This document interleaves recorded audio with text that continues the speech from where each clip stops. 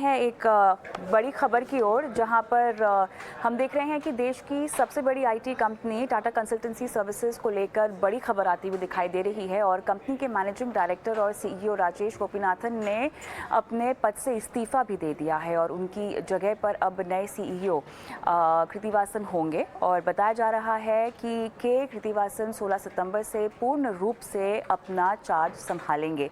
क्या है इस बड़ी खबर के मायने और इसको कल बाजार किस तरह से देखेगा, तमाम मुद्दों पर बात करेंगे। हमारे साथ प्रबंध संपादक ईटी नाउ स्वदेश निकुंज डालमिया भी जुड़ेंगे। और चलिए, तो क्या हो सकते हैं इस खबर के मायने, क्योंकि यहाँ पर क्लियरली जो खबर आ रही है, गोपीनाथन ने टीसीएस की ग्रोथ की अगली चरण की नींव रखी है। और जिस तरह से हम देख रहे हैं कि कंपनी के मैनेजिंग डायरेक्टर और सीईओ राजेश गोपीनाथन ने अपने पद से इस्तीफा दे दिया है, इसका असर देखना होगा कि आने वाले वक्त में, और साथ ही कंपनी को आगे ले जाने के लिए क्या प्लान होंगे, किस तरह की ये जो डायनेमिक्स है इसका हमें बदलाव आने वाले वक्त में कंपनी पर पड़ता हुआ दिखाई देगा। किस तरह के पॉजिटिव्स और नेगेटिव्स को ध्यान में रखना होगा, क्योंकि हर लीडर की अपनी एक खासियत होती है। और कृतिवासन किस तरह की खासियत के साथ आएंगे और किस तरह कमान संभालेंगे, इसका विश्लेषण करना बहुत ज़्यादा ज़रूरी है। हमारे ईटी नाउ स्वदेश के प्रबंध संपादक निकुंज डालमिया हमारे साथ जुड़ गए हैं इस खबर पर विस्तार से बात करने के लिए। निकुंज, बहुत बड़ी खबर आती हुई, लेकिन अब ये बताएं, जो कमान बदली है, इस कमान को हमें कैसे देखना चाहिए, कैसे पढ़ना चाहिए, इस खबर को क्या मायने होंगे? देखिए, एक प्रकार की शॉकिंग वर्ड तो नहीं है, पर एक प्रकार की अनएक्सपेक्टेड न्यूज जरूर है। बिकॉज राजेश गोपीनाथन जो टीसीएस के सीईओ और मैनेजिंग डायरेक्टर, तो एक बेहतरीन काम उन्होंने करा है। चंद्रा जी से उन्होंने टेक ओवर करा था, जब चंद्रा टीसीएस से बढ़ के टाटा सन्स के चेयरमैन बन गए थे। उसके बाद हमने देखा कोविड में डिक्लाइन आया था, डिजिटल बिजनेस में अप एंड डाउन हुआ था, मगर इस कड़े समय में भी राजेश जी ने टीसीएस का नेतृत्व बहुत अच्छा करा था। ग्रोथ अच्छी थी, margin are one of the best in the industry, agility थी बिजनेस के अंदर। टीसीएस की हायरिंग अभी भी एक इंडस्ट्री बेंच, और एक टफ टाइम के अंदर भी उन्होंने कोविड को नेविगेट करा था, कंपनी को नेविगेट करा था। मेरा यह मानना है, जो मेरी समझ है, जो मेरी सूत्रों से बात हुई है, ये हुई है कि प्रोफेशनल डिसीजन है। It is nothing to do with the board, it is nothing to do with any kind of challenges within the company.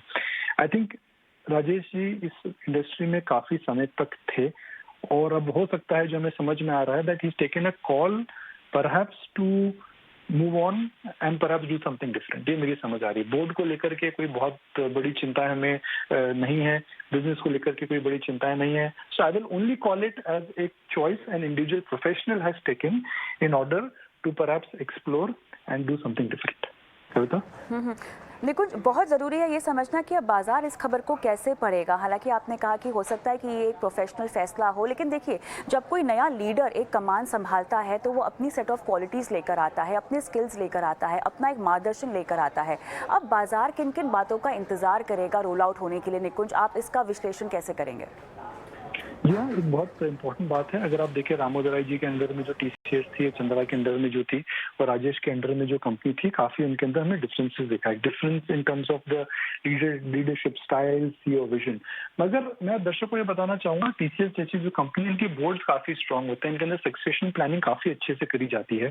इनके अंदर, क्योंकि राजेश जी ने डिसाइड करा है, तो जाहिर है कि उन्होंने बोर्ड को एक प्रकार के इंडिकेशन दिए होंगे, एक इंटरनल सक्सेशन प्लानिंग हुई होगी, और सक्सेशन प्लानिंग के बाद ही एक इतना सीनियर एग्जिट होता है। तो मुझे लगता है कि टीसीएस ने बेखूबी सक्सेशन प्लानिंग करी है। टीसीएस राजेश जी की जगह जो माइग्रेशन होने वाला, अगर हम उस व्यक्ति की बात करें, तो वह एक अनुभवी है। बीएफएसआई को देखते हैं, बीएफएसआई टीसीएस का सबसे बड़ा बिजनेस है, नॉर्थ अमेरिका का अच्छा खासा एक्सपीरियंस है, 25 साल से ऊपर का एक्सपीरियंस है, तो टीसीएस की कमान संभाली जाएगी। शॉर्ट टर्म में हो सकता है थोड़ा डिस्कम्फर्ट जरूर हो, बिकॉज जब चंद्रा जी गए थे, राजेश जब आए थे, तो एक प्रकार से मार्केट को 1-2 क्वार्टर लगा था उस समय समझने के लिए कि क्या राजेश चंद्रा की जगह सीईओ का रोल निभा पाएंगे, जो उन्होंने काफी बखूबी निभाया।